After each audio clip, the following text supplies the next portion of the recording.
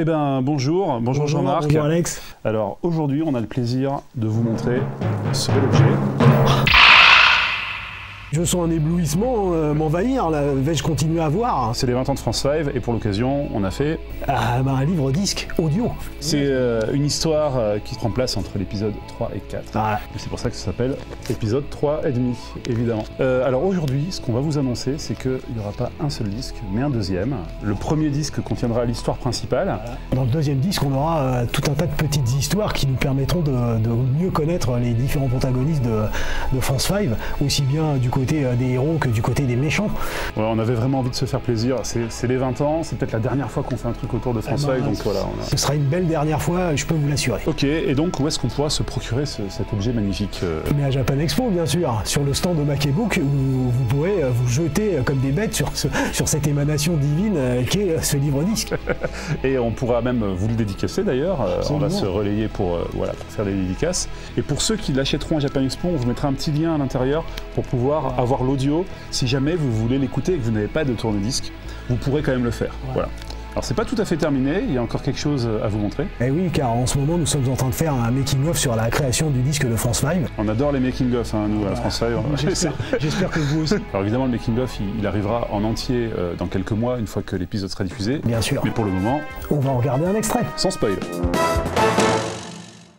Alors, on arrivait à un anniversaire, aux 20 ans de la création de France 5, puisqu'en 99, on s'est réunis, bande de potes, pour faire ce Sentai français.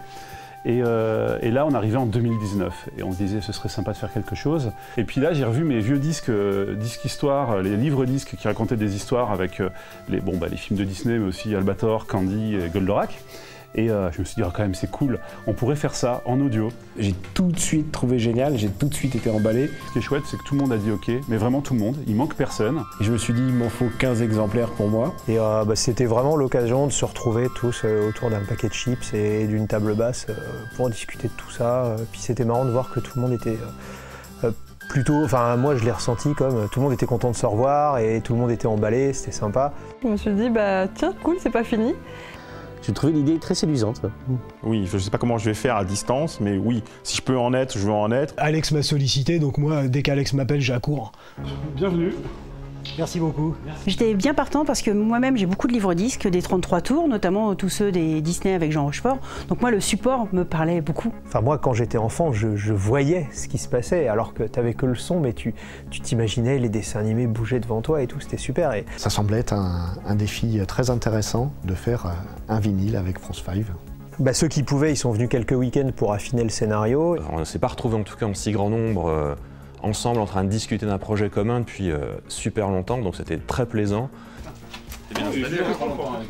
Pour la phase B, on a aussi quasiment tout. On a fini l'enregistrement avec Jean-Marc aujourd'hui, donc normalement c'est la fin, on a toutes les voix. Et là le combat se passe sur le minière de triomphe des Tuileries en fait. Alors ce qui était très intéressant, c'était qu'on ne fasse pas un 7e épisode, puisqu'on avait dit qu'on s'arrêtait à la fin du 6e, mais qu'on puisse trouver quelque chose qui s'insère dans notre histoire. À l'époque où on avait vu France 5 comme une saga, on s'était dit chacun doit avoir son épisode, on voulait faire un épisode pour Red Fromage. Mais la tournure des événements et le fait qu'on ait décidé d'apporter une conclusion fait qu'il n'y avait jamais eu d'épisode sur Red Fromage. Et c'est donc le fameux épisode de Red Fromage où on comprend pourquoi est-ce qu'on le voit boxer dans le générique. Donc cet épisode est parti sur un script qui avait déjà été pensé au départ, qui a été remanié pour l'épisode audio. On va suivre vraiment le prototype en fait d'un épisode, c'est-à-dire il y a un nouveau Strum. Est-ce qu'on est censé spoiler ou... Alors c'est un épisode tourné autour du personnage de Red Fromage principalement. Il retrouve un vieil ami, un boxeur qu'il avait connu et qui lui lance un défi. Guilain, c'est bien toi? Et donc il va un petit peu céder à la tentation de s'afficher en allant combattre son grand ami boxeur Guilain, qui est un boxeur mondialement reconnu. Tu fais ça pour ton ami? Ou pour toi? Je ne suis pas sûr, Albert, mais il faut que je le fasse. Et qui a perdu un peu goût au combat parce qu'il ne trouve pas d'adversaire à sa taille. Et le seul à sa taille, en fait, c'est Antoine Deschaumes, Red Fromage. Évidemment, les Lexos vont s'en mêler, ça ne va pas se passer exactement comme Red Fromage va l'anticiper. Et là, on a eu une aide vraiment inestimable de la part de Florent Gorge qui a dit écoutez, moi j'ai J'ai ma boîte d'édition qui s'appelle Omake Books et moi je l'édite. Votre projet, ça me plaît, on va l'éditer. Bah, c'est une bonne idée, c'est vrai que le vinyle est revenu et... Alors voici l'objet, le prototype. Ouais, quand je vois cette beauté là, regarde la gueule du truc quoi, franchement c'est super beau quoi. On revient maintenant au disque vinyle, alors qu'avant on a tout fait pour se débarrasser de ces trucs qui craquaient, qui étaient fragiles, qui n'étaient pas faciles à conserver, qui étaient encombrants. Puis aujourd'hui c'est tout ce qui fait les qualités. Ça va apporter un son particulier, le son du vinyle donne aussi une chaleur et une ambiance. Le grand format permet d'avoir de belles images, de mettre des contenus qu'on ne peut pas mettre dans un CD et encore moins dans un fichier dématérialisé. Si pour avoir un fichier PDF, c'est pas très intéressant. Le son particulier d'un disque, éventuellement le crissement qu'on a au début quand le diamant se pose sur le vinyle. Et ça, voilà, ça m'émeut, je trouve ça vraiment génial. Je suis un amateur de vinyle, j'adore ça. Je possède des vinyles de mon enfance ou de ma jeunesse, mais aussi des vinyles plus récents. Alex est un passionné de disques vinyle et je pense que c'était un rêve et voire même un fantasme d'avoir son propre vinyle. Voilà, je voulais pas que ce soit juste un objet de collection en se disant voilà c'est super, on a notre vinyle, bon on le met sur l'étagère. Je voulais vraiment que ce soit un bon disque, qu'on puisse écouter avec un bon son, que tout soit soigné pour que les gens qui ont une platine et qui apprécient les vinyles puissent vraiment l'apprécier pour ce qu'il est. Et à cette occasion, donc, on a fait appel à des illustrateurs, donc, en l'occurrence Maliki qui a illustré l'épisode. Il a un vrai style très propre, très défini. Il nous a déjà fait beaucoup d'illustrations pour France 5, en tout cas pour l'épisode 6. Et je suis très content qu'il ait pu empiler pour l'épisode 3,5. En fait, il faut regrouper plusieurs minutes d'audio dans une illustration. Et c'est un exercice pas forcément évident. Et là, il faut reconnaître que Maliki s'en est super bien tiré. Enfin, quand ça commence très sobrement par « ça se situe au Stade de France », la foule commence à rentrer. Alors c'est vrai qu'à écrire, c'est le genre de truc qui prend 2 secondes, mais à dessiner le Stade de France, c'est un peu plus long.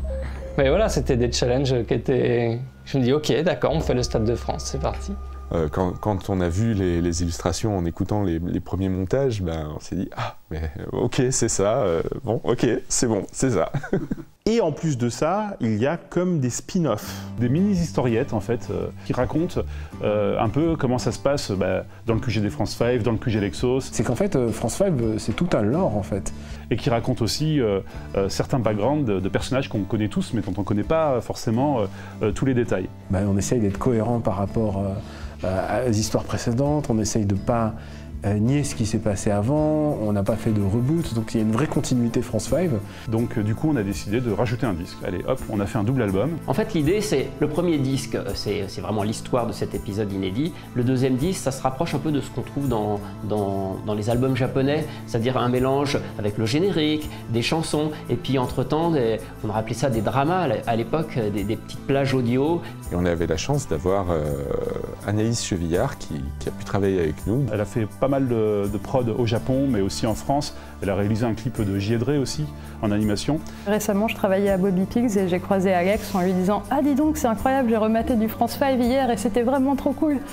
Et du coup, je me suis fait embarquer dans l'histoire. J'avais vu ce que faisait Maliki un petit peu, donc du coup j'avais envie de proposer quelque chose d'un petit peu différent, donc j'ai décidé de partir vers quelque chose de plus rond, un peu plus mignon, en fait un tout petit peu entre, voilà, un petit peu SD et en même temps, des fois je me suis permis de partir un peu dans le réalisme en fait.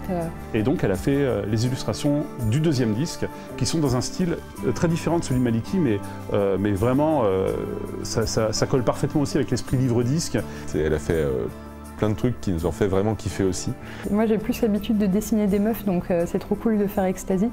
Mais sinon, après c'est juste l'amour quoi. Bon, moi je suis fan de Warduke, je suis très contente de le dessiner, voilà. Écoute, l'enregistrement s'est vraiment bien passé, parce que ça m'a fait plaisir de refaire des Yara, Yaro. Attention, Ya, pas ça. Hey, Bré de baguette. Réenregistrer les France 5 et les méchants, enfin tous les comédiens de la série 10 ans plus tard, c'était quelque chose. Hein. France Bim! Il y a toutes les voix qui se marient et j'obtiens ce son que je connais bien, cette voix particulière, ce mélange des voix qui est exactement les voix d'époque, c'est-à-dire que les voix n'ont pas vieilli. France Bim! Heureusement, Alex avait bien prévu le coup, on avait de l'aide. Moi, à mon enregistrement, il y avait Nolwenn qui me coachait derrière. Moi, j'avais proposé à Alex, en plus de lui filer un coup de main sur la direction d'acteur, comme c'est mon métier. Et ce qui était marrant, c'est que comme Nolwenn était plus vers le sud de la France, elle était présente par FaceTime. Voilà. Je n'aurais pas dû accepter ce match. Puis de voir Grégory Goldberg qui donne encore tout ce qu'il a à chaque réplique. Antoine, j'espère que tu sais ce que tu fais. C'était immédiat, c'était organique, ça faisait super plaisir, il y a eu vraiment une entente immédiate, ça faisait longtemps, tu sais, le côté Hissachibuli, ça fait longtemps, et on était tous très contents de pouvoir travailler nouveau ensemble. Et je pense que dans le studio d'enregistrement, la bonne humeur, elle devait se sentir. En tout cas, c'était une super expérience. Moi, je suis juste déçu que ça n'ait pas duré plus longtemps.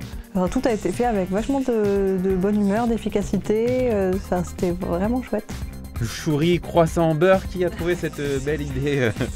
Moi j'avais Nolwenn en direct pour réinjecter les intonations.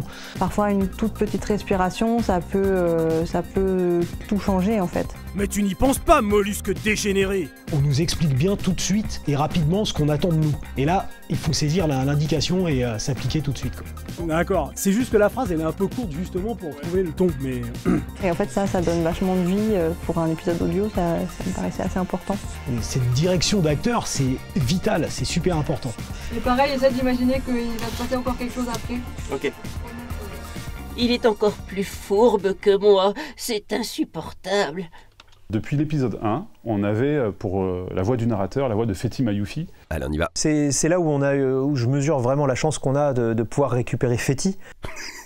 C'est trop drôle, c'est encore mieux. Qui aujourd'hui est une grande voix du doublage et qui a malgré tout accepté déjà de bosser pour nous et surtout de bosser beaucoup plus que d'habitude. Je te la double quand même, pour le plaisir toujours. Là, le narrateur est primordial puisque c'est un épisode audio et donc le narrateur va intervenir beaucoup plus qu'une fois, c'est-à-dire que régulièrement il va planter le décor pour expliquer ce qui se passe. Donc être le mec qui va essayer d'emporter les gens pendant toute la durée de l'épisode, régulièrement comme ça, c'était génial. Red Fromage, ou plutôt Antoine Deschaumes, profite d'une soirée de détente bien méritée. Il a une voix tellement posée dans l'univers de France 5 que c'est naturel. Tu te dis, au QG, les France 5 font ça. Bah oui, dans ta tête, ils font ça. Voilà, ça marche. Mais en tout cas, c'est revenu super facilement. Je ne savais pas trop comment ça allait se passer sur la construction de l'épisode. C'était Alex là qui menait complètement le projet. Et à un moment, il m'a appelé, il m'a dit, bah écoute, on a la voix de ton adversaire, de ton rival, c'est Martial Leminou. Martial, mais alors, Martial, c'est la voix du professeur Layton en France, c'est la voix de Richard Aldana. Ça fait des années que j'attends le jour où je recroiserai la route d'Antoine Deschaumes. Il a une grande expérience et c'est une grande voix qui a travaillé sur Full Metal Alchemist. Il est incroyable, t'as envie de lui donner un Oscar et tu dis « Antoine, mon ami, mon frère !» Hop, et voilà, ça y est, paf, Oscar du meilleur acteur, c'est pour lui. Alors ouvre bien les yeux, je vais te pousser dans tes derniers retranchements. C'est quelqu'un qui est très occupé parce qu'il est directeur de plateau maintenant, il dirige beaucoup de doublages, de jeux vidéo et de dessins animés. Et il fallait qu'il arrive à caler ça dans son planning, donc il a réussi à prendre une petite heure à un moment donné pour venir jusqu'au studio Bobby Pills enregistrer ses voix. Rentrez chez vous, je ne suis pas d'humeur. En même temps, c'est bizarre qu'il ait autant peur si c'est un boxeur... Ensuite, c'est parti au mix chez Clément Morin. Tu es donc aussi lâche que laid. Ah, ça me semble plutôt pas mal. Parce que là, on s'imagine que genre il se retourne. Ah non, c'est le monstre qui se retourne ou c'est lui qui se retourne? Il donne un coup de pied sauté sur le monstre et le monstre est déséquilibré. D'accord. C'était le premier ingé son qui a bossé sur No Life, donc on se connaissait depuis longtemps, et il avait déjà mixé une partie de l'épisode 5. C'est bien compris. Il a fait vraiment un mixage que je qualifierais de narratif, c'est-à-dire qu'il apporte des éléments narratifs dans le son, et c'est hyper important pour un épisode où c'est le son qui est primordial.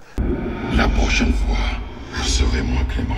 Quand j'ai entendu les premiers montages audio de l'épisode, je me rendais compte de ce que ça donnait.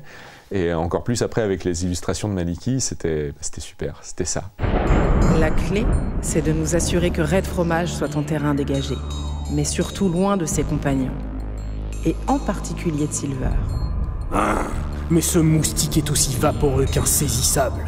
Ma réaction, elle a été tout de suite immédiate. J'ai trouvé ça génial et j'ai trouvé qu'on était vraiment dans l'ambiance. Dès les premiers extraits, on avait l'impression de voir des images dans la tête, en fait. Antoine, un escadron d'Exos est apparu en pleine ville. Nous avons Décidément, ils ont encore bien choisi leur moment. De réécouter, ça suffit à remettre dans le bain. Moi, je le considère comme un épisode à part entière. J'ai trouvé que la musique était top. La musique, la mise en scène, le scénario, tout est conforme à ce qu'était un épisode de France 5 à l'époque. Ça fait partie du canon de France 5 et je suis très content qu'il soit sous cette forme-là. J'ai retrouvé, en l'enregistrant, vraiment le ton France 5. J'ai retrouvé la même émotion. On retrouve les bruitages délirants, les noms un peu foufou.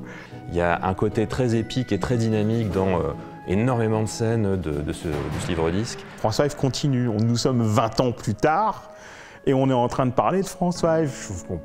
Des projets qui se passent aussi bien, de façon aussi fluide, c'est quand même assez rare. J'ai hâte de l'avoir entre les mains, ce disque. J'ai qu'une hâte, c'est de le récupérer pour pouvoir l'afficher chez moi. Moi, ça me fait toujours bizarre, comme quand tu redécouvres une vieille licence au Japon que tu as perdu de vue depuis 20 ans et tout d'un coup, ils sortent des jouets de ça. Et tu fais merde, mais qui ça intéresse, c'est quoi le public? Et évidemment, tu l'achètes. Parce que moi, c'est ce que je fais. France 5, c'est quelque chose d'important. Et pas qu'au niveau boulot, dans ma vie, quoi. C'est un truc, je suis super content de l'avoir fait. Voilà, quoi, ça va être un objet important à posséder dans on va dire dans la collection des gens qui apprécient beaucoup France 5 et on espère surtout que ça va beaucoup vous plaire, que l'objet va vous plaire et que le contenu va beaucoup vous plaire également.